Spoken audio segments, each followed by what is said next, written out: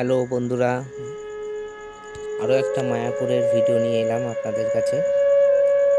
এই যে ইসকনের ভেতরে যে নতুন মন্দিরটা চালু হয়েছে, সেই মন্দিরের ভেতরের যে ফটোগুলো দেখেন, ওই মন্দিরের ভেতরে যেসব টাইলসগুলো লাগানো আছে, এত নিখুঁত যে টাইলসগুলো, সেগুলো নাকি ওনারা বলেছে এগুলো সব 3D টাইলস। আর এত সুন্দরভাবে সাজিয়েছে ভেতরটা, মানে কি বলার মতন না, এত সুন্দরভাবে সাজিয়েছে। আপনারা যদি জানতো, নিজেরা দেখলেই বুঝতে পারবেন এত সুন্দরভাবে সাজানো নতুন যে মন্দিরটা করেছে। পুরোটা এখনো হয়নি, কাজ এখনো বাকি আছে। তাও আপনাদের কাছে কিছু ফটো আমি তুলে ধরলাম, ভালো লাগলে বলবেন।